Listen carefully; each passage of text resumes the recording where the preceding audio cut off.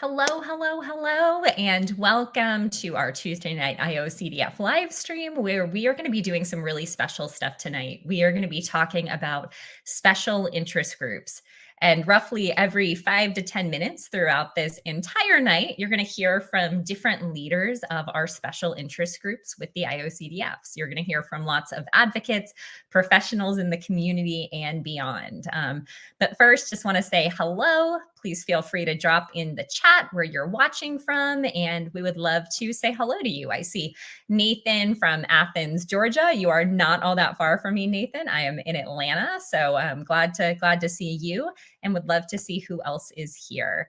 As folks are popping in, I'm going to go ahead and read our disclaimers. But as I'm doing that, again, please feel free to say hello, where you're watching from, and just say hi. So this live stream is educational and is not intended to replace therapy. For treatment-related questions, please work with your provider or contact a local clinician. You can use the IOCDF's online resource directory at iocdf.org/find-help to locate a trained clinician near you. The International OCD Foundation is not a crisis hotline. If you are in a crisis or if you're ever feeling suicidal or unsafe, please go to your local emergency room or call 911 or the 988 Suicide and Crisis Lifeline by dialing 988. You can also access online at www.988lifeline.org. And finally, we want to create a safe space. We want to be kind and respectful to everyone because at the end of the day, we're here to support one another. But a note that this is being broadcast on several social media platforms and it's being recorded. So please keep that in mind as you ask questions and as you engage. I see lots of folks in the chat now. So good to see. I see Matthew and Chantel and Melissa, Jesse, so many folks, actually some of our leaders of our amazing SIGs that you're going to be hearing from tonight. So that's really, really exciting. And I want to take just a moment to introduce, well, I guess I should introduce myself too. I was going to introduce what a SIG is. For anyone here that I don't know, I am Katie O'Dunn. I'm an IOCDF lead advocate. I'm an ordained minister who has OCD, and I'm very open about that. And now work at the intersection of faith and OCD. And really, my favorite thing that I get to do, though, is lead work here with the IOCDF, especially faith and OCD work, but also special interest groups, which is what we're talking about tonight.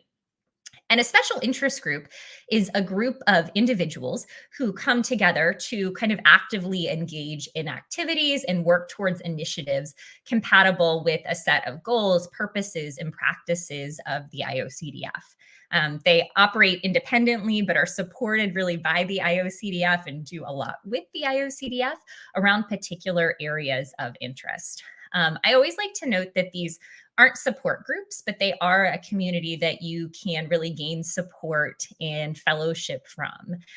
These groups really form around a common goal, around a common purpose. You'll see tonight, even around common interests, whether that's art or a particular area of research. And typically these groups meet once a month virtually, and they come together, one, for discussion, but also to engage in advocacy projects to really further the missions of this particular group within the IOCDF. I know that for me in my advocacy work and in journey, special interest groups have been just such a core part for me. I will also be honest, as you listen to hearing about special interest groups tonight, many of my dearest friends in the world are folks that I met from these SIGs. So I think it's just really special. And I know a lot of them, but actually along with many of you, there's a lot that I might not know about all of our SIGs. And I'm excited to hear about these tonight. Not every single one of our SIGs will be on tonight. We will have a part 2 a little bit later on to make sure we hit everybody. But I'm at least going to do my best to mention all of the SIGs tonight, even if they're not on, so that you know things that you can go and sign up for. And if you hang out till the end, you will hear how to sign up and how to get involved. So lots to do, and we are going to go ahead and jump in for the sake of time. And I am going to bring on the amazing leaders of our creative expression SIG first. So we have Erica and Halima, and I'm so excited to have both of you here and would love to just give you a few minutes to talk about you and the SIG, how it started, what y'all are doing, all the things. All right. Awesome. Well, I'll go first, I guess. My name is Erica McCoy, and yeah. So how the SIG got started? Actually, it was a subgroup at one point in time. So it's been around for a while, and then I have a big passion for creating art. I believe that it's actually one of the ways to really bring advocacy into action, right? And I know Halima feels the same way as me too with that. So I really wanted to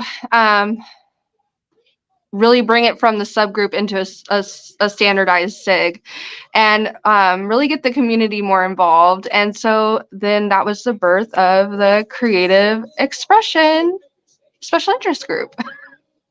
And here we are now. I think we're one of the newer, I know we're not the newest anymore, but we're one of the newer ones.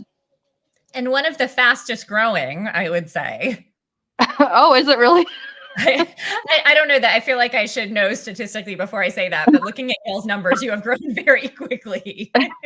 Yeah, people really sign. I mean, I think, art is, creative expression is a lot of different things, right? So there's lots of things that fit into that, but it's not just visual arts, it's dance. It's like in our thing that Halima created, the graphic design, it's crocheting, it's anything that you create is a part of creative expression. So I mean, there's a lot of things that fit underneath that, but I'm so passionate about it. I mean, I just want you guys to come and join and be a part of it, because there's I think it's really hard. Like, we're always talking about advocacy, like, how can we bring this into action?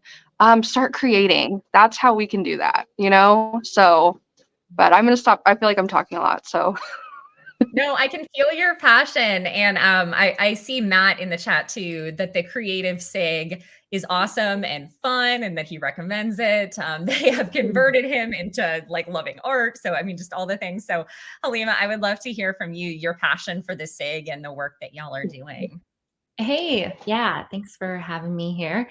I'm Halima. I have a small business called Face Your Fears, where I make pottery and stickers and stuff like that, that is centered around OCD recovery and mental health. And it's awesome. It's thank awesome. you. And I feel so passionate about this just from my personal experience. Art has helped me in my recovery journey so much. In residential treatment, I even got clay and taught a little clay thing. And it has just helped me in my recovery in so many ways. Well, clay is also an exposure, but as many things that are fun often are.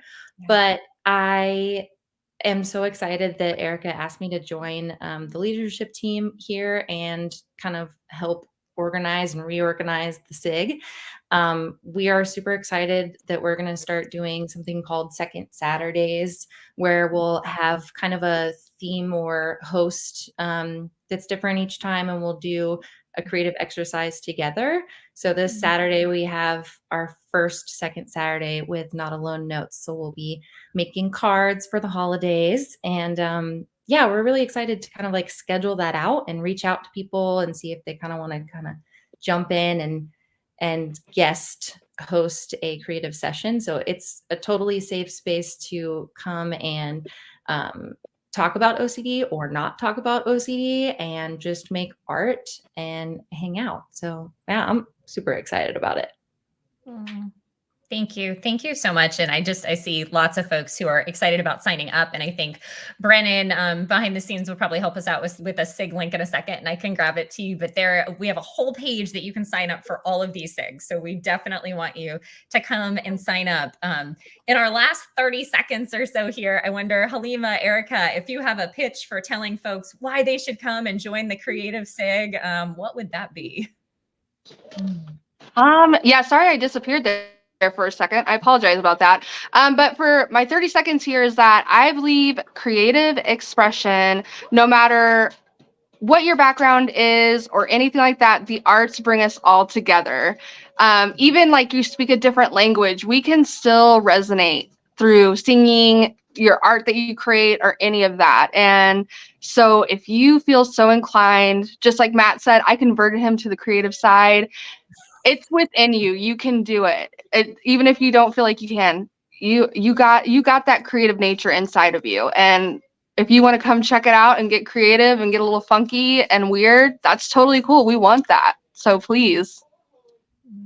Thank you. Well said. I think what I hear mostly in creative spaces from adults is like, I'm not an artist or I'm not creative enough, which whoever told you that when you were a kid or somewhere along the way is wrong. You are creative, just inherently. We are creative beings. And we definitely want this to be a place where people can join from any skill level, and we will convert you all into artists. Yes. Awesome. Well, thank y'all so Love much you. for being here. I hope that lots of folks join you, and we are going to wave goodbye to our awesome leadership team for the Creative Expression SIG, and we are going to bring on our eating disorder special interest group. And while we are doing that, I will note, thank you so much, Brennan, behind the scenes for dropping our link. Y'all can go and sign up for special interest groups here. And hi, Katie. Hi, Lizette. So good to have you here. Oh, yeah, very good to be here. And would love to just ask you all the same thing of how your SIG got started, what work you're doing, all of the things. Sure, I could jump in. So funny, interestingly enough, Katie and I met through an IOCDF live research roundtable, I think back in January. And instantly we connected. We were like, oh my gosh, like you definitely have this passion similarly to mine. And we haven't really come across a lot of people that really want to get awareness, education, collaboration out there. And we started to toy with this idea of like, what if we created a group where, other people similarly interested would come together and participate in this like space. And then, after that, we kind of got the ball rolling and got joined by, 3 other wonderful clinicians who are also part of leadership with us. And yeah, that's I guess the start of our SIG. Wonderful. And Katie, I would love to kind of hear from you the work that y'all are doing. And I know I know you and I have had conversations. This is such a big passion for you. And I am so pumped that it is off the ground and rolling and so successful. Oh, thank you. Yeah, it's such a passion. I'm just so grateful to have met Lizette, and then for the IOCDF's encouragement and just ability to do this work. It's just wonderful. So our goal is really to raise awareness about the intersection of OCD and eating disorders, or also individuals who have OCD and food challenges or food fears. And it's really with the hope of increasing the number of professionals who are skilled at effectively treating and then supporting individuals experiencing these comorbidities. So we're really passionate about that because, as we know, many individuals are not getting maybe the diagnosis as soon as possible. And then when you're dealing with both an eating disorder or food fears and OCD, it can be challenging to find effective treatment. Yeah, absolutely. And this is such just an important niche that y'all have, and such an important topic that you're addressing. And I wonder, are there any special projects or areas that the SIG is working on right now that folks might like to get involved with? Yeah, I think one thing that came about when we all joined in together at the IOCDF in person, I was blown by the ideas that everybody had, and like just the motivation that people were throwing in there. And so we decided to pretty much funnel, efforts into different task forces within the SIG. So I know we have a task force specifically for resources and creating resources that would be available to the public, but also clinicians, but also medical, but also dietitians. So we can all kind of share the knowledge amongst disciplines and kind of create that awareness in different settings.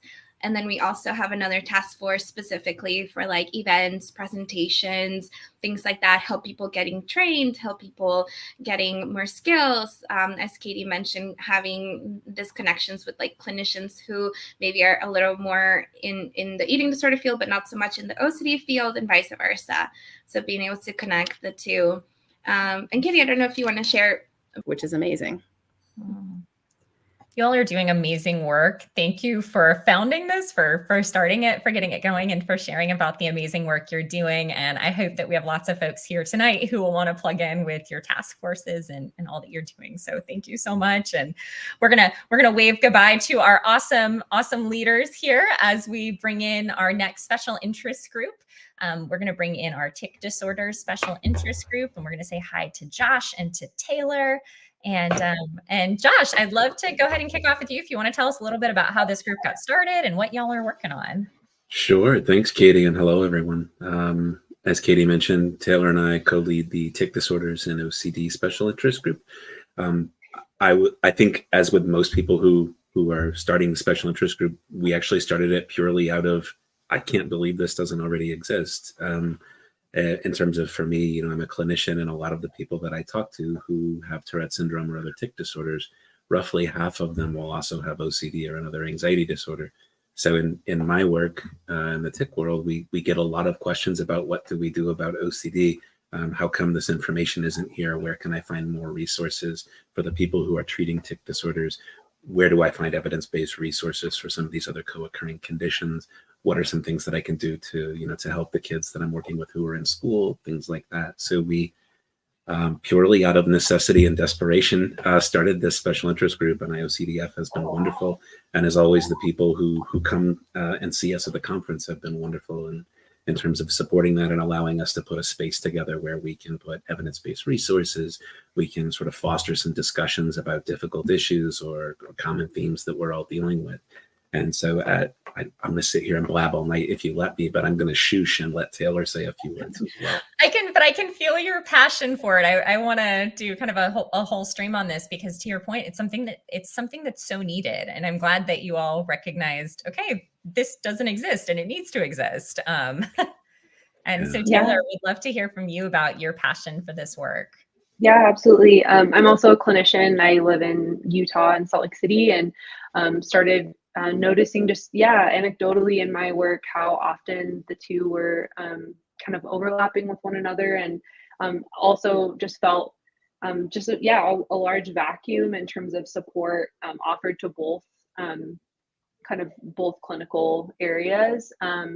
And connected with Josh, and he expressed like a similar, I agree, there isn't really that formalized support out there. And so we have been working together to get this kind of up and running, and recognize that there's a huge need and a lot of folks in our community who experience both of these things, but just the lack of formalized support for it, it's been a little discouraging for both therapists and clinicians, as well as clients and individuals who experience the symptoms of one or both. So I wonder, I'm so glad that you all are doing this. And I see the question in the chat, one of when the group meets. And so I wonder how folks might get involved with that. And also, are there any particular projects or interest areas that you all are working on right now that you'd like to share about? Yeah, we're just getting started. This SIG formally started in the summer. We had our first meeting at the IOCDF conference, and then Josh has been working behind the scenes. I had a baby in August 29th. I'm literally holding a 10-week-old in my arms right now. So congratulations. Thank you. Yeah. So it's more to come in terms of just like getting things kind of really more formally up and running. I had to take a little bit of a break, obviously, to get to enter newborn land and then leave it again. And so we'll be, if you have interest in the group, in the SIG, you can go to that link that was posted earlier and join the SIG and join our Google group. And then we'll be sending out updates about kind of what that looks like more formally, but we'll meet once a month at least, and start kind of working on some of those projects and things going forward. And congratulations, Mommy Taylor. That's fantastic. Thank you, everyone. Congratulations. And just thank you all both for all of your amazing work and for being here tonight and for sharing about that. And I already saw a couple folks in the comments who I think will be joining you, which is fantastic. Awesome. So we will say thank you so much for the work that you do. And we're all gonna wave goodbye to our awesome SIG leaders here. Thank you. And Thanks, we're going everyone. to bring on our next SIG, which is our Helping Professionals with OCD SIG with Mallory. And I will say I am particularly tied to this SIG because I co-lead it with Mallory. Yeah. We love this SIG, but it was all Mallory's idea. Mallory reached out to me to get this SIG started. So I would love, Mallory, to hear from you about your passion for this work, this SIG, why it's important. Yeah. Hi, everyone. I'm not sure where to start.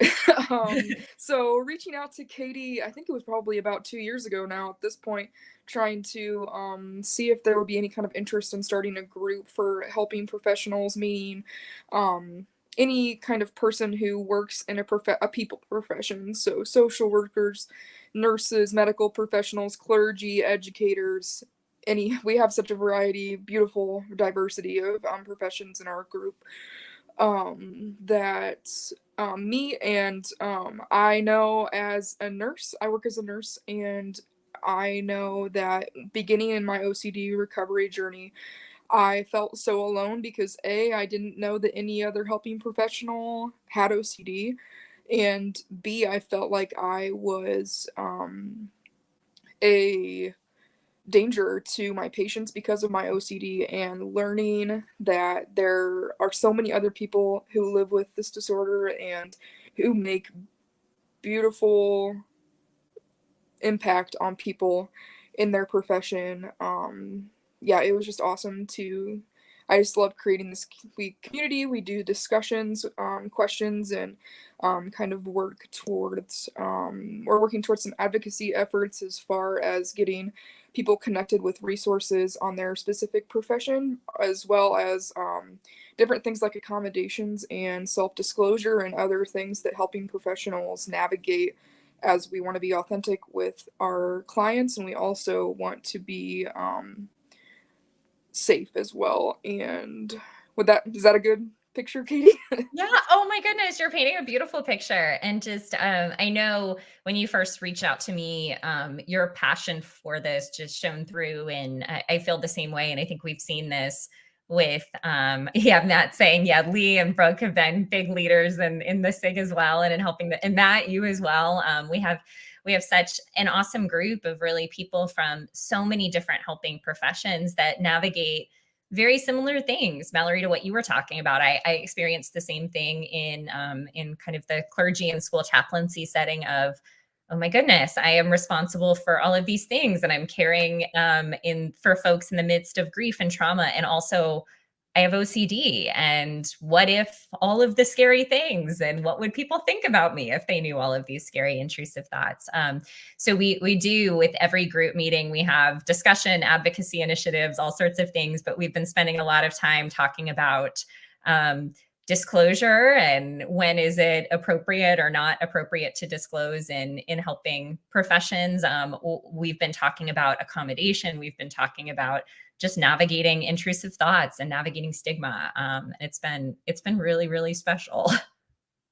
Yeah, I agree. It's a special group. So I wonder, Mallory, what if somebody's listening and is like, well, can I join this group? Am I a helping professional? What does this look like? Should I join? I don't know if you have any words of wisdom for folks who might be interested in our group tonight. If you help people, yes. We're a diverse group, and we need more diversity, so please join. There is a link on the SIG website to fill out a Google form that will get you a link. We meet every third Monday at 7 p.m. via Zoom. Would love to have you as part of the discussion, and also as part of our advocacy efforts. Thank you. Yeah, I know at the virtual conference, there was some confusion around, is this a licensed professional group? What is this? And it's like, no, helping professionals in all forms, whether that's educator, medical professional, clergy. We have some lawyers in the group. I mean, anything that you're helping people, you are so welcome. Thank you so much for being here and for starting this group, Mallory. We're going to go ahead and wave goodbye and say thank you to Mallory. for her amazing work. And we're actually going to take a little pause from bringing on guests here for just a second, because I want to give you some information just for a couple minutes. Don't go anywhere. We have our autism SIG in just a few minutes. But first, I want to go through a couple of the SIGs that are going to be on our part 2, just to let you know that they exist, and would love for you to be a part of these as well. So we have our BDD special interest group, which is dedicated to advancing knowledge and disseminating information about body dysmorphic disorder to professionals, people with BDD and their family members, and the public. BDD is a common and often severe disorder that is often under-recognized and inadequately treated despite the availability of effective treatment, cognitive behavioral therapy, and medication. So this is the description for the BDD SIG. You can head over again to the SIG website if you would like to participate in this and if you would like to learn more. Then we have our hoarding disorder SIG, which is dedicated to promoting knowledge, sharing of resources, best practices, and current research for hoarding disorder for professionals, people with lived experience, and the public, with the goal of improving access to effective and compassionate treatment and care. Would love to have anyone join this SIG, the hoarding disorder SIG. You can also access on the IOCDF SIG website, and would love to have you as a part of that. I'll share one more in this little break before we switch back over. The mission of the ICBT SIG, there's the inference-based CBT special interest group that seeks to increase awareness, understanding, and usage of ICBT as an evidence-based treatment for OCD. The SIG is composed of clinicians and researchers who are actively using, learning, or researching ICBT as a treatment for OCD and related disorders, and this is strictly a professional group. I'm actually going to go ahead and read one more because we have another minute or two. So you can also join the LGBTQIA+ special interest group, which is dedicated to building community for the LGBTQIA+ identifying OCD clinicians, researchers, educators, and people with lived experience. It is the goal of improving access to affirming evidence-based treatment for the LGBTQIA+ individuals with OCD. And this group focuses on experience sharing and the development and promotion of advocacy initiatives associated with stigma, discrimination, and barriers to care. The group is for all LGBTQIA+ identifying individuals and also allies in the OCD community committed to this work. So all of the SIGs that I just mentioned are open. Would love to have more participants and just want to make you all aware of these amazing special interest groups. Also wanted to note that as we move through tonight, while this is a little bit more geared towards having different folks come on to talk about SIGs, you are still more than welcome to ask questions. If you have questions about how to join, how to get involved, or really just anything at all, feel free to drop those into the chat. And I love seeing lots and lots of awesome dialogue and conversation going on too, as well as advocacy here. We're going to go ahead. We're a little bit ahead of time, and that's not usually the case. So I'm going to take it and we're going to go ahead and jump on to our next leader. And we are going to have John Hoffman join us from the Autism Special Interest Group. So hi. Good evening, Katie. Good evening, everyone. How are you? I am well. How are you? I am doing well. I'm doing well. Well, I'm so excited to have you on here tonight. And I would love to hear a little bit about how the SIG got started and the work that you all are doing. Sure. It's my pleasure. And thank you so much for having our SIG participate. And I learned a lot about SIGs I wasn't aware of in the break. So thank you. I have to increase my own awareness as well. That's awesome. So it's pretty neat. I was just going to say, we were saying right before this, I think a couple of years ago, we only had a few active SIGs, and now there's like 20 active SIGs. Right. I didn't know all of them. So I'm learning a lot. Thank you. Thank you so much, Katie. So Katie, I was thinking where to start, and I was just remembering, obviously, that I know you're an ultra marathoner. So I was thinking, it's been a little bit like an ultra marathon to some extent to have some awareness that autistic people have OCD. Yeah. And we kind of could say that, well, why not, of course, today. But this, just like there's more SIGs because there's more broadening out of the concept and more inclusion and more diversity, more understanding that people from every sorts of backgrounds, all sorts of diversity, neurodiversity, all can have OCD, and there's different flavors that but they have enough in common to all be under the same umbrella, but they have enough differences that we want to modify some understandings. We want to tailor certain things in certain ways. But this got started really, I wish I could remember exactly how, but it was quite a while ago. And myself, our team from MBI, a few other people started speaking about this issue. And I think it was kind of unusual at first because it was many years ago at this point. And people, I think the reaction was, wow, is this really something IOCDF is doing? And why is this happening? Do people there was some, questions that I think we've kind of answered over the years. Aren't people with, autistic people so different when they have, what looks like OCD? It's really just part of autism. And today we know that there's a lot of crossover. There are some distinctions, some would say, but there's very, very much in common. And it's turning out more and more that that a lot of the same treatments, the same understandings, they're readily applicable with some modifications. And it doesn't necessarily have to be modifications, but often there needs to be to just that's going to help different people. But myself and a bunch of my colleagues started working together. Our group has grown. We have an open group, so everyone's invited to join, family members, people with lived experience. And I do want to mention that one of the biggest things for us in the last couple of years was that we have a resource center now. So we've come a long way on the regular IOCDF website and a resource center. I actually, maybe it's either my own like obsessive compulsive not noticing this or noticing it, but I notice a paragraph is repeated and I'm like, oh, I have to correct that. I think so. Anyway, I got to check it out afterwards. I read through it earlier today, and that's a great resource for people. And I also want to mention that it's an open resource. We accept editing as changes come along from the professional community, from family members, but really you can add your own stories too. And it's a living document. It's nothing written in stone. It's nothing up here, down, talking down. This is a collaborative effort. And, I think we're all like-minded individuals. Every year, I think we grow in our understanding of what's happening, how to support people, how to help people. We grow in our getting schooled by people with lived experience telling us we're off the mark as professionals, which is always kind of fascinating. But that's kind of, I think that's a very dynamic thing. And I think that's one of the things I love about IOCDF, that it just allows us to have this really living interchange. It's not this just like really dry, stale sort of thing. So I went a long way to answer your question, but I hope.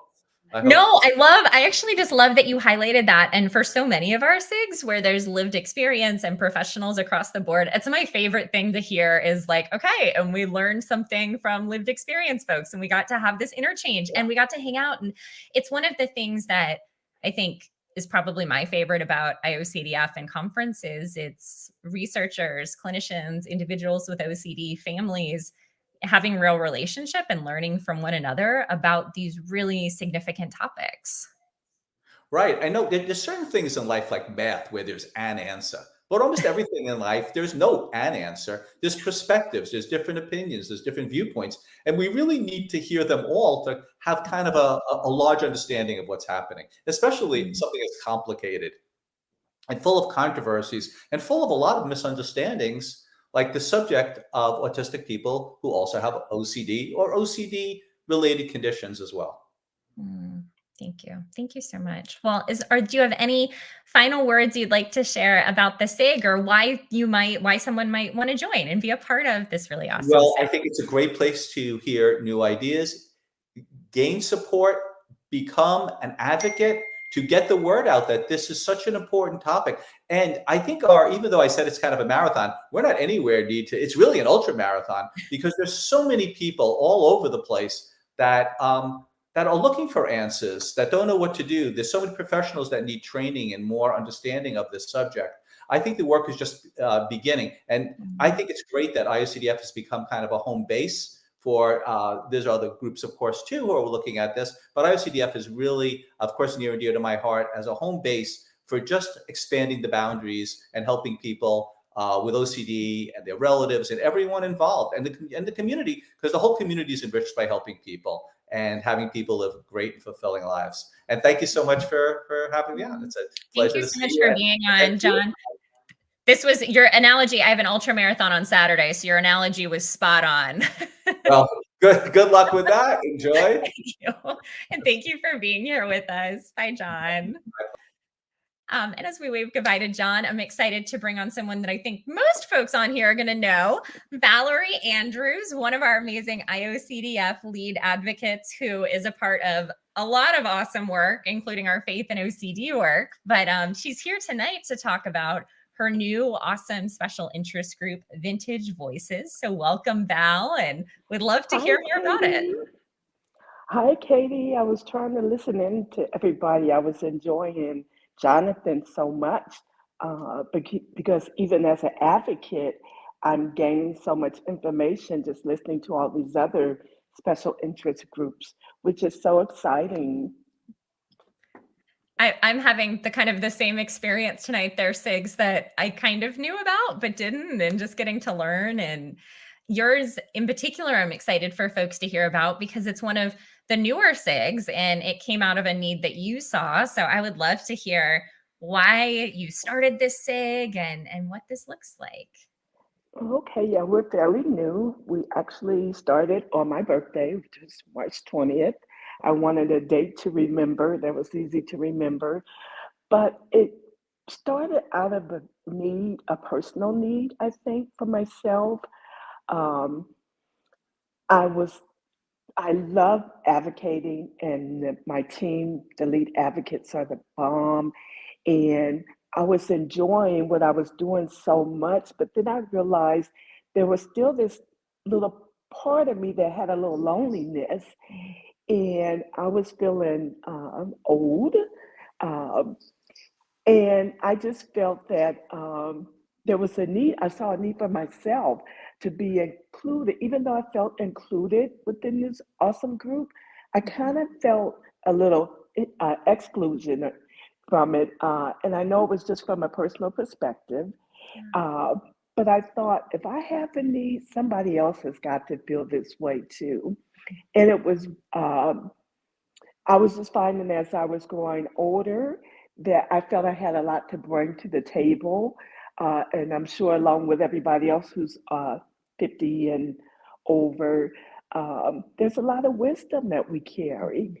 And even though sometimes we're not aware of it and it might not be so apparent, when we look back on our lives, having lived all of these years and decades with OCD, we're survivors. Regardless of how we survive, some of us are still, hanging on, but we survived. And so I kind of felt the need that I wanted to explore that and share that a little bit more within the group. And because I realized, despite what people say, uh, 50 is not the new 30, it's 50. And the issues that come with it are a little bit different than some of the younger groups. So that's kind of how I was feeling. That I just needed something a little bit more for myself. And my dad always kind of taught us, if nobody else is doing it, that means you need to do it. So that's how the vision got started. I love that. And I'm seeing already in the comments that I think other people have really felt the same way. And you're such a leader to feel that and to say, okay, we need to have a group in this area. And so I wonder, when does the group meet, and what are maybe things that they're working on, and then also if folks want to get involved, what might that look like? Okay, we meet every third Monday of the month at 4:00 Pacific time, so 7:00 Eastern time, every third Monday, of the month. And our goal is simply just to feel that we have a safe place where we're being heard and that our voices matter. We know we have a voice, but our goal is to establish being heard, our voices being heard, because some of us feel there's a little difference, that we're not the afterthoughts. We're not saying that, but we realize as we get older, our places in our unique issues with dealing with OCD have changed, and we just felt that we needed a safe place, and that's simply what we're doing now. We're trying to establish ourselves because we're so fairly new, but we're growing. Uh, I'm so excited. We've talked about what type of group we wanted to be and what kind of initiatives we wanted to address, but we're still kind of in that planning stage. We're just kind of getting to know one another, which is really super, super.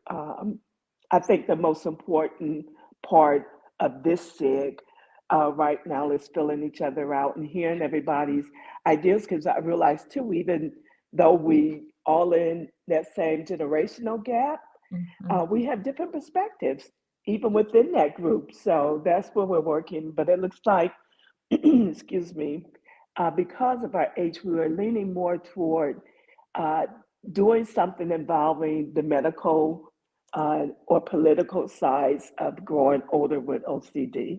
Along with, we do want to establish our resource center also, maybe some blogging, and just basically to have a safe place where we can feel that we can grow as a group. And there's so much passion I'm finding within that age group. That's kind of where we're at. So we're all excited, but we're still planning. Thank you. Well, I'm excited for you, and always love the work that you do, and excited to learn more about vintage voices from you tonight, and just so special. So I hope folks who are listening who are interested, I hope you will join and share with others. And just Val, we're going to wave goodbye to you, but thank you so much for being such an inspiration and for Thank you for having me. And you can find us on the website. So thank you. Wonderful. And I'm going to go ahead and bring on Hannah from Therapists and Trainees with OCD. And hi. Hi. Welcome, Hannah. So excited to have you and want to hear all about how this SIG got started and the work that y'all are doing. Yeah. So the SIG was started by Shala Nicely and Nathaniel Van Kirk.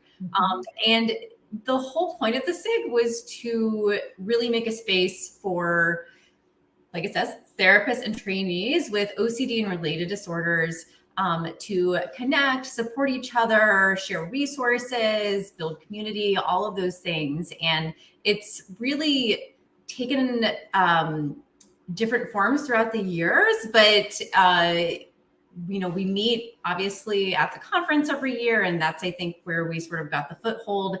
And it has developed into something where we have a Facebook group and a forum, and we also meet monthly. So there's a lot of really cool, exciting things going on with it.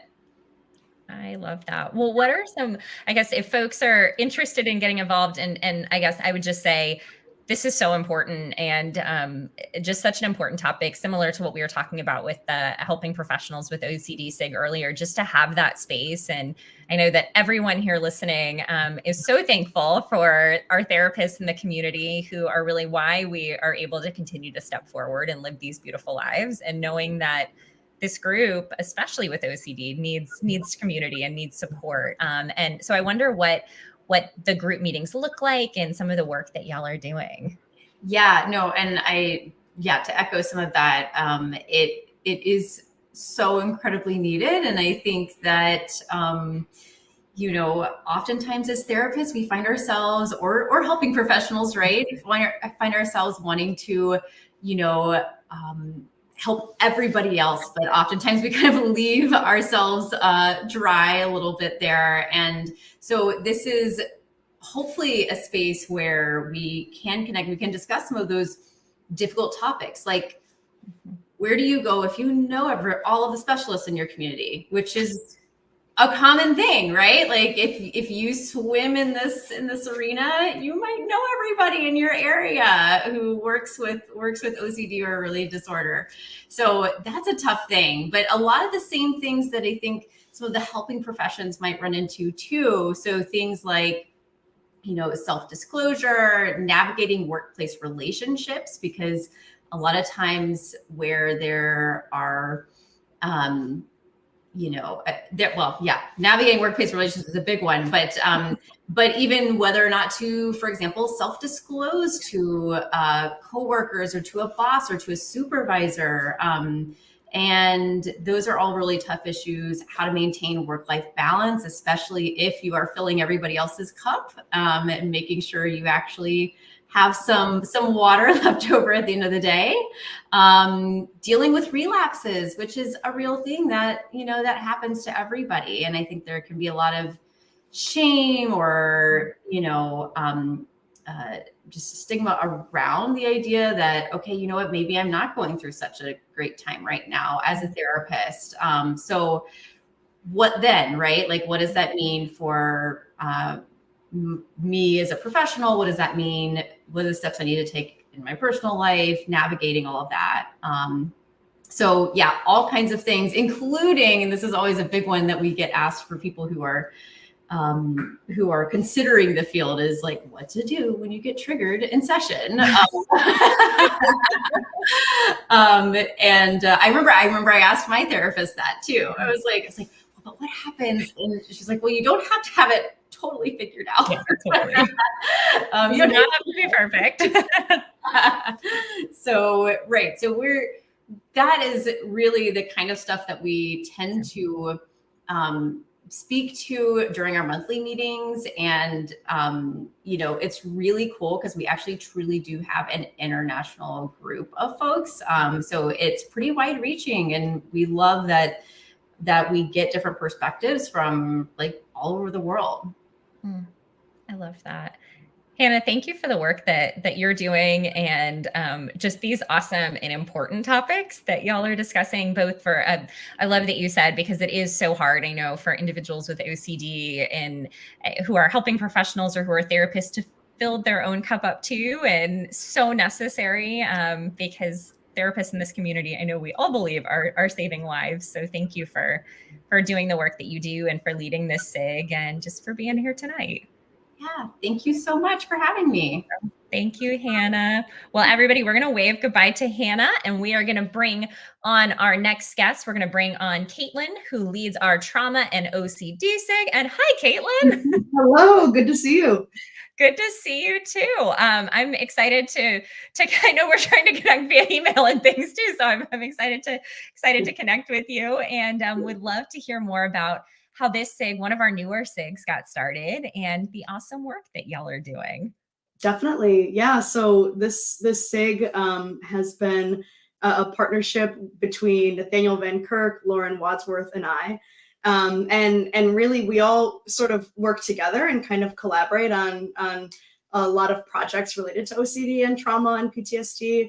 And just more and more have recognized such a need in this community.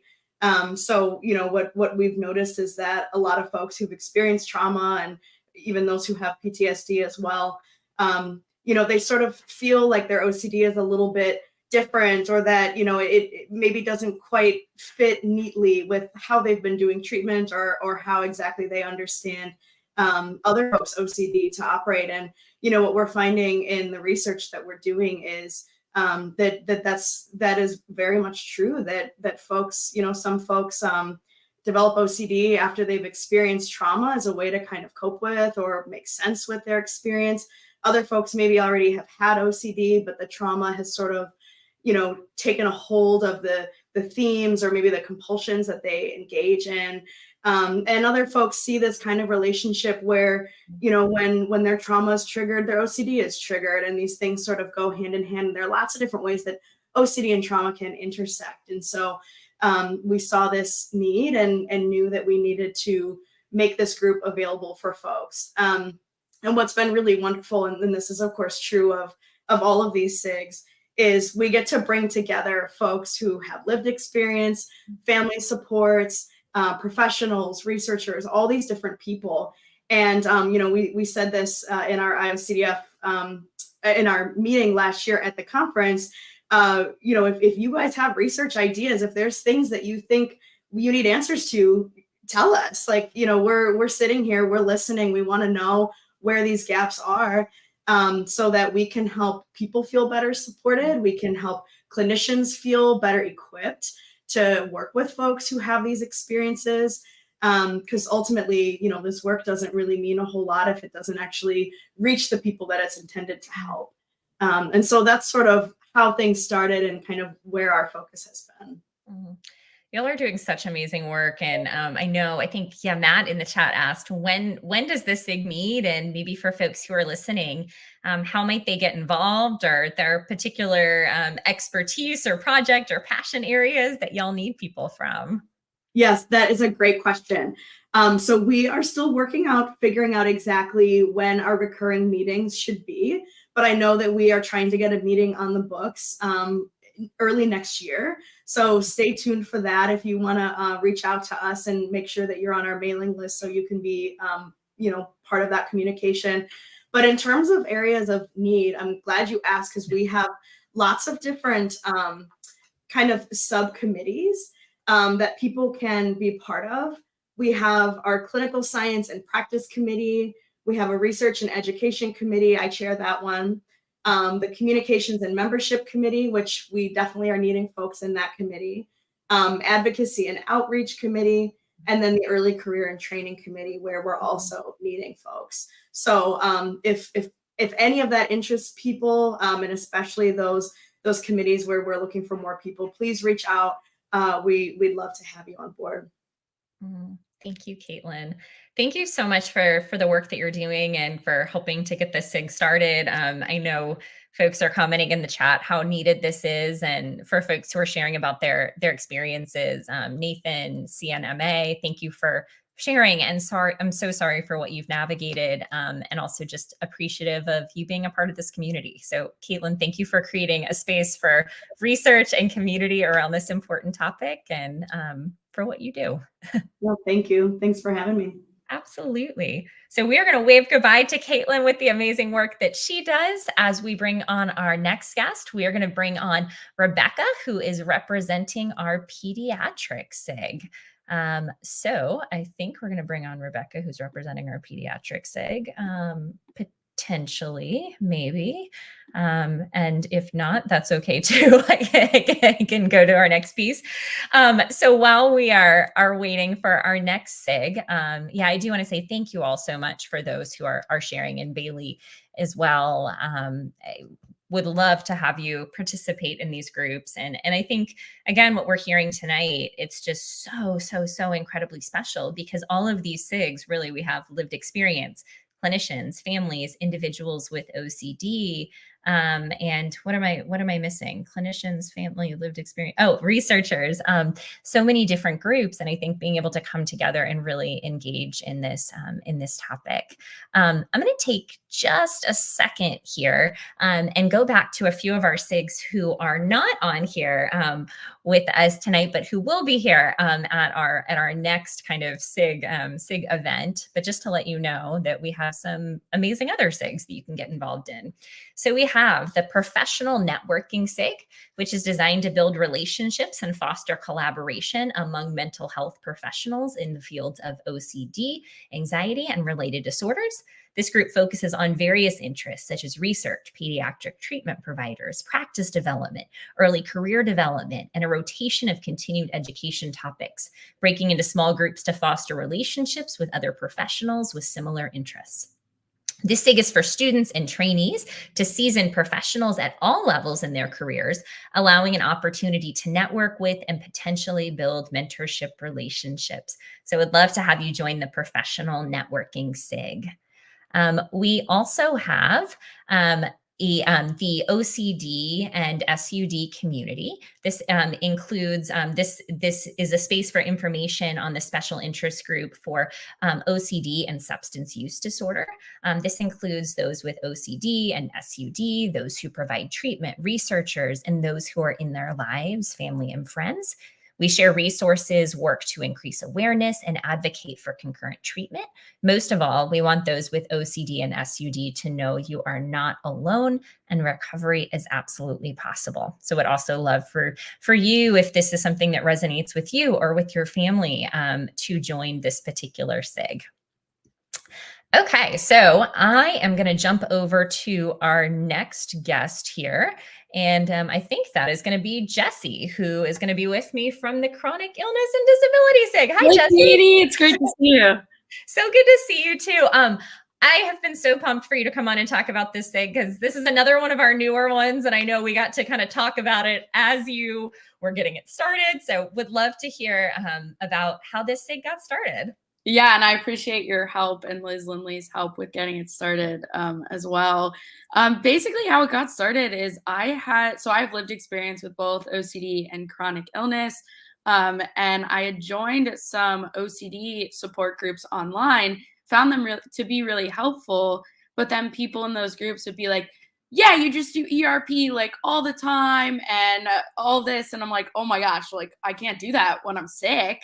And then I joined these chronic illness groups and people would say stuff like, oh, when you have trouble with your doctor, you just like march over there and you tell them, like, you show them a piece of your mind. And I was like, oh my God, my OCD would never. So there were like so many overlaps, and there are so many overlaps with OCD and chronic illness. So I ended up reaching out to someone who I'd met in the OCD support groups, Sandy Robinson, who has quickly become one of my closest friends, and had said, like, have you found anything? I knew she had chronic illness and a disability. And she was like, no, there's nothing. And little did I know we had actually both reached out to the IOCDF about starting something. So we got it started. We found some amazing clinicians to help us. Katie and Liz are both amazing in helping as well. And it's just been absolutely incredible. I love that. It's been so neat to watch y'all get this. Well, really, it went from, I was going to say off the ground, it like flew away really, really quickly to like amazing heights because y'all have grown so much. So I wonder what it's been like, what the growth has been like, what y'all have been working on, all the things. Yeah, it's been really cool to see. We have like a theme each. We meet twice a month. I'm learning that the third Monday at 7 Eastern is like prime time for SIGs. So I have a SIG at that time. Yeah, we meet then. And we also meet the first Monday at 7 p.m. Eastern. But then we just started because those are very community based and discussing all these overlaps, and we started the fourth Mondays going over starting an advocacy project. So one thing we're working on is a sheet for therapists who aren't familiar with chronic illness. And then we're going to start something for doctors who aren't familiar with OCD. So we have things on the horizon, and I'm very excited too, because we have a special guest speaker for our next SIG meeting. I don't know if you've ever heard of him, but Ethan Smith. And then Katie's coming. This hasn't been announced yet, but I guess I'm announcing it now. What? I am? But Katie's coming in, did we decide January or February? I don't know, sometime in the new year. Yeah. In the new year. Yeah, so we have amazing guest speakers. Yeah, Ethan just told me he was coming, and I was really excited. Yeah, he's going to come talk about health anxiety. So we're really excited for that. I love that. That's awesome. Well, and y'all have a really neat, I think it's really neat. I know you're talking about kind of the speakers, so I'd love to hear more about kind of like the structure for the SIG, and because it's really, really neat how y'all have done that. Yeah, so we have a theme for each meeting. So actually last night we had our meeting because it's first Monday and we talked about loneliness. We covered a lot of different things, like how it can be really lonely when you're a young adult or someone who's on the younger side to have all these chronic conditions, or have no one in your family have these conditions, and a lot of different things around that. I think our most popular meeting was frustration. People had a lot to say about that. So then we just picked words like frustration and loneliness, and we're riding with that now. So yeah, we'll center around a topic, but we typically will kind of verge into other topics as well. Well, that's okay. I think that's perfect. Well, for anybody who's listening, and I know we have, I think a couple people who have commented that they're a part of it or want to be a part of the SIG. If folks are like, oh, should I join? And I mean, so what is your pitch of welcoming folks to come and join your awesome SIG? I think my pitch would be that it is such a welcoming, kind group of people.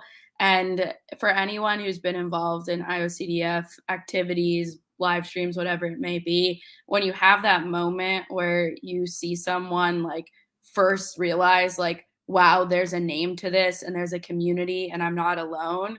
That happens every first and third Monday in our SIG, and it is amazing. And it's really, really awesome to witness. Thank you, Jessie.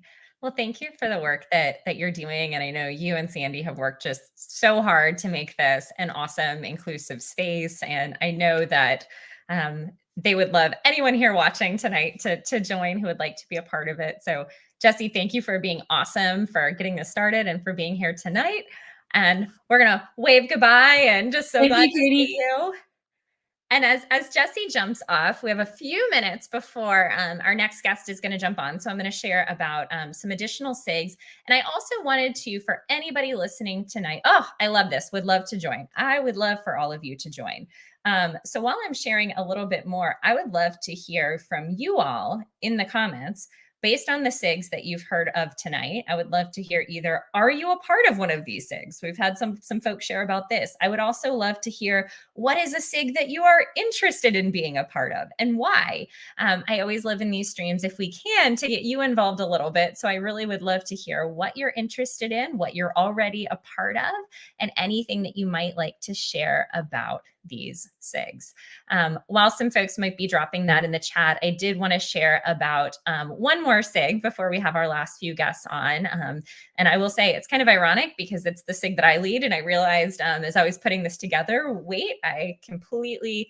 Oh, Bailey, yes, the creative SIG was right at the very, very beginning, but you can go back and watch this as a replay after the fact, and you can still, of course, join up.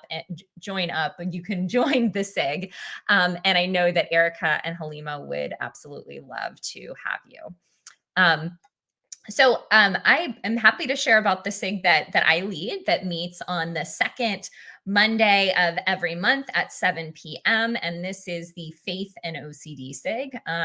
I love this SIG. We have been going for a couple of years now, and it has just grown and grown and grown. And it's a mix of individuals who have OCD. We have clinicians, we have faith leaders, and we have individuals from all religious and spiritual backgrounds, as well as individuals who might not identify with a particular religious or spiritual background. The SIG is really focused on navigating OCD of all forms within faith communities. So this could come in the form of religious scrupulosity.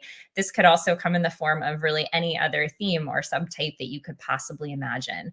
We spend a lot of time talking about how to educate faith leaders in different communities, but also how to educate clinicians on faith, how to bridge the gap, and things that individuals with OCD really want to be made known through their faith communities and through their treatment.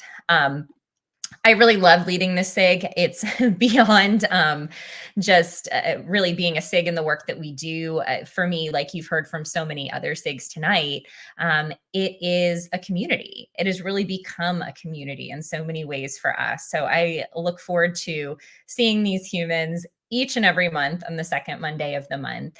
And I often get off the group and get pretty emotional, not in a bad way, but in a good way, because I look around the SIG and I see people from so many different faith backgrounds. We have folks who are Jewish and Christian and Muslim and Buddhist and Hindu and Sikh and Baha'i. I mean, we have so many different folks who join, who are so loving and welcoming of one another as they share their journeys with OCD, as they share what it means to be a faith leader with OCD, or a faith leader who's interested in OCD, a clinician passionate about these topics.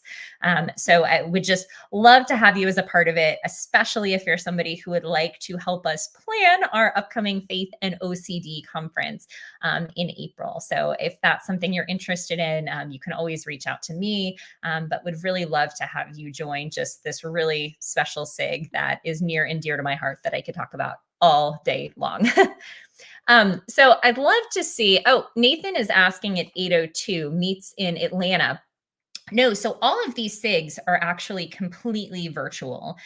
So a special interest group, kind of how it's structured. I know Brennan has been putting into the chat throughout the night a little space that you can go online and you can sign up.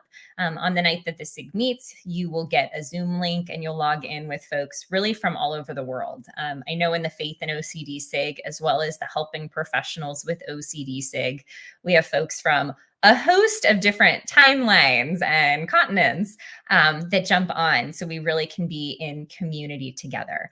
In terms of meeting in person, they do often meet in person when we have the in-person conference chat. So that's when we go to the in-person conference this coming year in Orlando. That's a really great opportunity for you to actually get to meet with and kind of plug in with the SIG. So all of the things. So let's see, do we have any more comments here? Let's see. Yeah, Matt meets in Atlanta. So I would love, okay, SIG for that. Yes. Okay. So we have somebody who wants to join our vintage SIG. Thanks for the info. Probably couldn't be quiet. I really want to hear from folks. So do we have folks on here tonight who are a part of a SIG or who would like to be a part of a SIG? And maybe there are even some topics that you haven't heard about that you would love to hear more about. So what SIG would you like to join based on the things that you've heard tonight? Thank you, Matt. Matt is helping me out here. So Matt is a part of the Helping Professionals SIG, the Creative SIG, the Faith and OCD SIG, the LGBTQIA+ SIG, the Chronic Illness SIGs. Definitely want to be a part of the Tourettic OCD, as I'm passionate advocate for the visual Tourettic OCD. Also would love to be a part of the OCD and trauma SIG, as I would find that very beneficial too. I love that. That sounds, Matt, I know that I feel like all of the, actually, did you have it on here? I think you're missing, you're in our Helping Professionals with OCD. Oh no, that was the first one you said. Okay. I was going to say Matt is heavily involved in so many of our SIGs here at the IOCDF, which is truly, truly a beautiful thing. I see that one of, let's see, our next folks is on here who is doing our ACT SIG. And I think I might surprise them because they might be popping on a little bit sooner than they expected. But I'm going to go ahead and bring Kristen on from our ACT SIG. And hi, Kristen. Hi. How's it going? Yeah, so good to have you. And really just excited to have you here to hear all about our SIGs tonight, and would love to hear a little bit more about how the ACT SIG got started and the work that y'all are doing. Yeah, absolutely. So for those of you guys who don't know, ACT stands for Acceptance and Commitment Therapy. And this is like a professionals only special interest group right now. And we actually started a similar, like a sister SIG in another organization in the Association for Contextual Behavioral Sciences, where it's like what is ACT's like kind of home. And we started an OCD SIG because that wasn't present and we knew lots of people used it. And then we realized that within the IOCDF community, a lot of professionals use ACT, but they're not a part of the ACBS community. And so we wanted to really make sure that folks in the IOCDF are really able to connect with each other and to really get good resources and everything as well. So we started that up. We're very new and really just getting started within the IOCDF. I'm so glad that y'all are doing that. And it's such an important thing. And I wonder, so what are some of the projects that y'all are working on? Or even, I know you said you're just kind of getting started. Maybe what are some of the hopes and dreams maybe that you have for this SIG as well? Yeah, I mean, absolutely. So, I mean, I think broadly, we just really want to increase awareness and the acceptability of ACT, and both like with other professionals and with the public, so that folks know more about this as a treatment option. And one thing people probably don't know is that ACT is an exposure-based treatment. So it works really well alongside of ERP.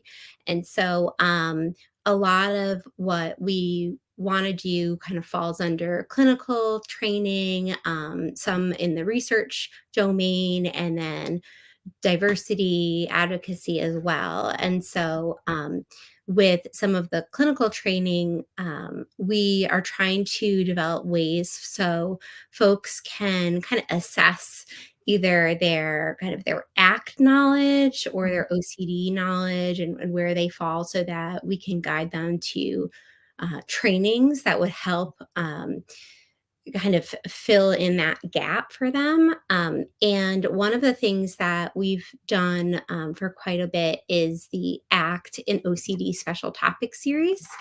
So even coming up later this month, Brian Pilecki and Brian Thompson will be presenting on using exposure to strengthen self as context, which is an ACT term. And so we'd love to have folks who want to lead a brief session, whether it's giving a presentation or a consultation group, just as a one-time commitment, because it really gets the community together. Mm-hmm. I love that I'm getting incredibly excited. I think, do I have a bunch of, no, I have a stack under things over here of all my ACT for ACT for clergy, ACT for OCD, ACT for everything books. And it's just such an important topic. And I know that I think we had somebody at some point who asked if there was, this might've been a little bit earlier, who asked if there was a group. So it sounds like this group is just for professionals right now. I wonder if there's any hope at any point for there being additional groups, and it's fine if not. I just want to be able to answer that for folks as well. Yeah, so I think right now, to start off, what we're trying to do is something a little bit more on the professional end, especially so we can develop the resources that are really for the public. And I could see that in the future, it would be a great kind of aspect to have folks who have utilized ACT in their treatment for OCD to be part of the kind of advocacy end, and to kind of speak out about their experience using the treatment, especially for folks who don't know enough about it. Awesome. And I think a lot of what we're trying to do is just get all the information out there to make training accessible, so that ultimately treatment is more accessible. Mm-hmm. Well, thank you for the work that you're doing. I'll say on a personal note, ACT was game-changing and life-changing for me. So I really appreciate this work and your passion for this, and just for your willingness to be here tonight and to share about it. So thank you so much, Kristen.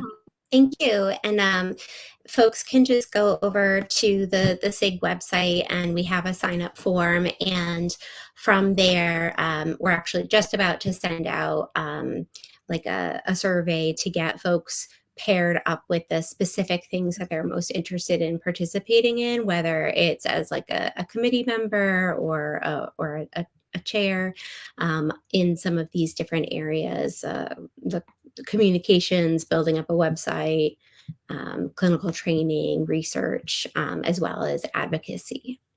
Awesome.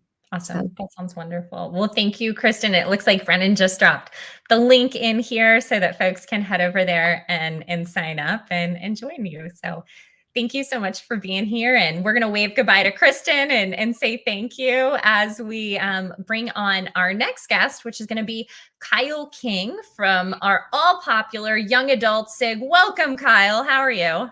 How's it going? I'm just now seeing my hair for the first time today, and it's very lopsided at the moment. No, I feel like it's on point, Kyle. I appreciate it.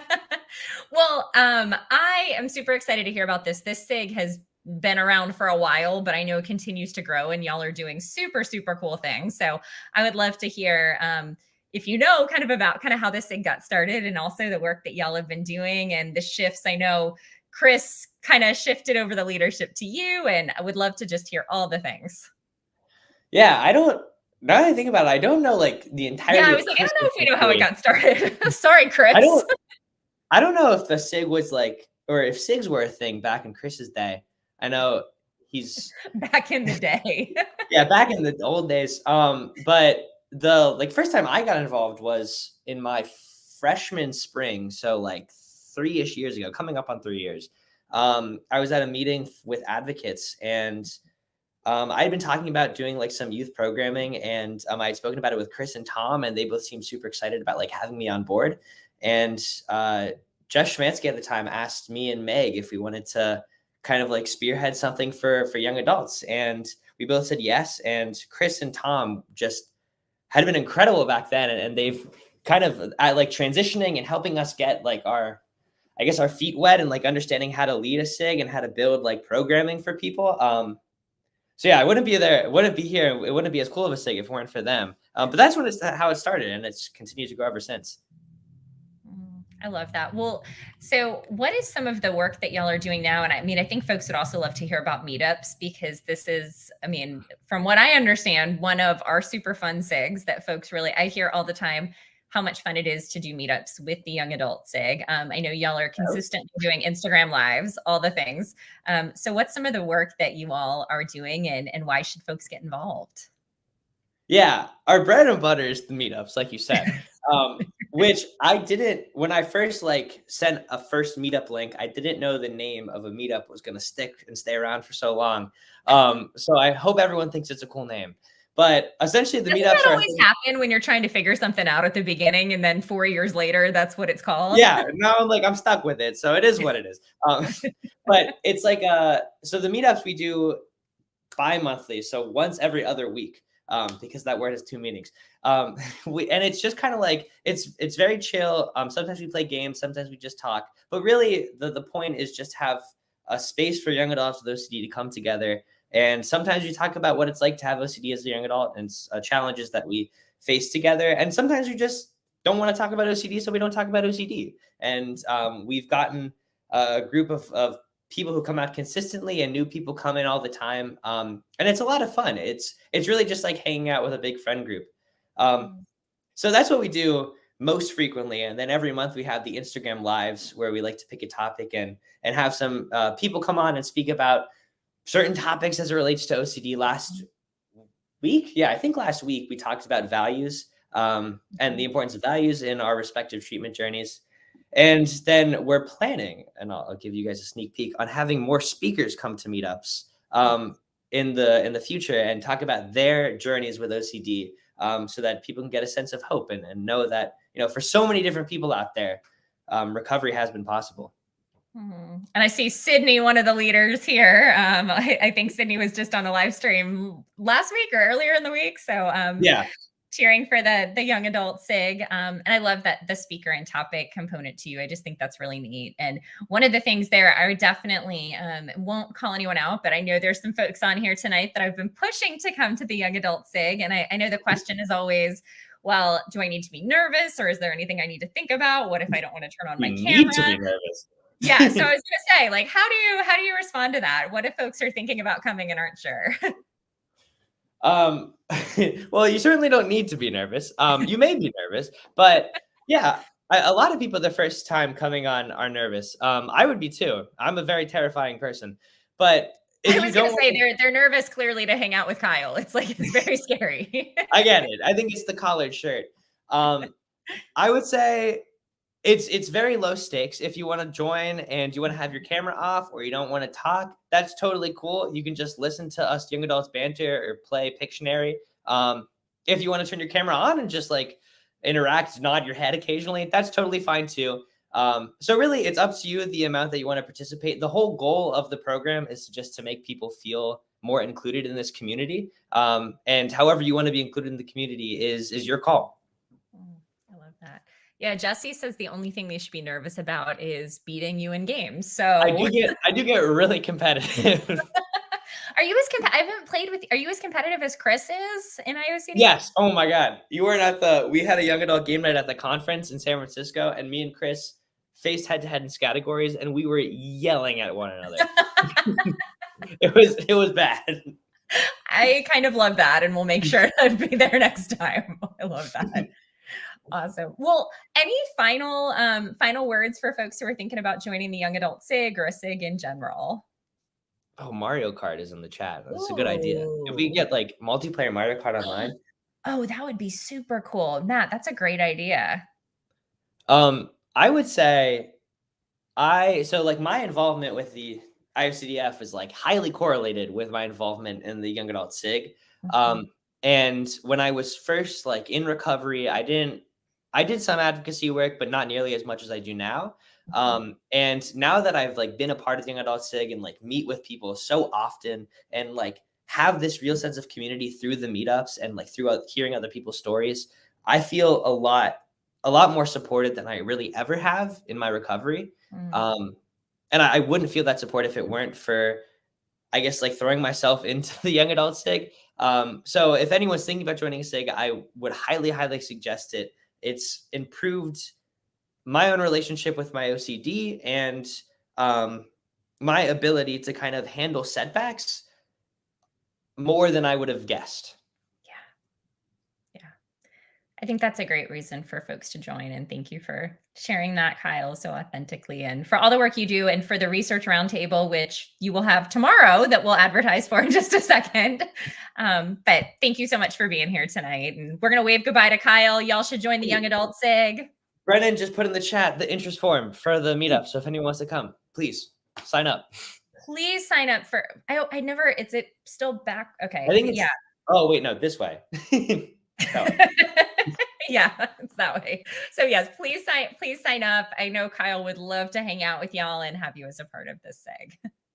Yeah. Well, good luck, Katie. Thanks, Kyle. Well, y'all, this is a super fun SIG, and I love that Kyle was willing to share with us. And I think what he just shared too is it really is something for me with all of these SIGs and with advocacy. There really is something, and I'll be honest, for my own recovery journey, participating in community and advocacy through these SIGs is a big part for me of why I am where I am in my life and in recovery. And it's been just crucial in getting involved in the community and continuing to step forward with life. I see Nikki saying, I'd love to be a part of a few of the SIGs, but just don't have the time at the moment. Would always love to have you whenever you can. One of the things I like to tell folks with the helping professionals with OCD SIG and with our faith SIG, and I'm sure many of the others, is, you are more than welcome to be on our email list. It doesn't mean that you have to come every time or even most of the time. We have lots of folks that can't necessarily make the meetings, but still want to plug in and get involved in blogs, want to participate in advocacy initiatives, make graphics, make videos, or even just kind of stay in the loop on emails and feel a part of the community. And that is always something, even with, I know, all of your busy schedules, that you are more than welcome to be a part of. Let's see. So I'm going to tell you about one more SIG tonight before we close out. So our last SIG that we didn't talk about yet tonight is our pediatric OCD special interest group. And this SIG is focused on clinical care, on research, and on training related to youth with OCD. And this is another SIG that you are absolutely more than welcome to plug in and sign up and join. We would absolutely love to have you as a part of this, if this is an area, especially for clinicians, in an area of research and training that you are interested in. So many great SIGs tonight. So just in terms of recapping really quickly, because I know we had some folks who came on late, we have our creative expression SIG, our eating disorder SIG, our tic disorder SIG, helping professional SIG, autism SIG, vintage voices SIG, therapists and trainees with OCD SIG, our trauma and OCD SIG, our pediatric SIG, chronic illness and disability SIG, young adult SIG, our acceptance and commitment therapy SIG. We have our BDD SIG, our hoarding disorder SIG, an ICBT SIG, LGBTQIA+ SIG, the professional networking SIG, the faith and OCD SIG, the OCD and SUD SIG. And did I say pediatric? Yeah, I think I hit all of them. We have a lot of SIGs, y'all. We have so many special interest groups. And just kind of going back to how we started the night, this is, and thank you, Matt. Big shout out to, I don't know how I don't have that on my list. I'm so sorry, Matt. Thank you. And y'all, please feel free to call me out if I'm missing any others. Andrew Gotworth for making the new international SIG too, to grow more advocacy, awareness, and support around the world. Thank you, Matt. That is so important. I really appreciate that. So yes, please feel free to drop in anything else that I may have missed.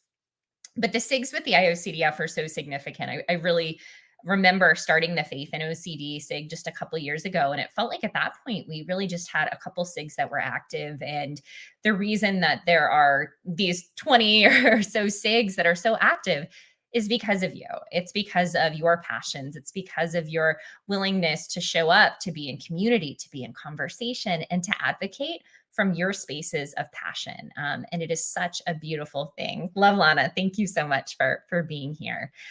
So I'm going to have Brennan drop into the chat one more time for us, our place to sign up for all of the SIGs. You can head over to this link to check out the SIGs, their descriptions, the things that they are a part of, the things that they're working on, a sign up for how to get involved. And just so special, and just so glad that you have so many opportunities to plug in and to lead and to get involved in the things that you are passionate about.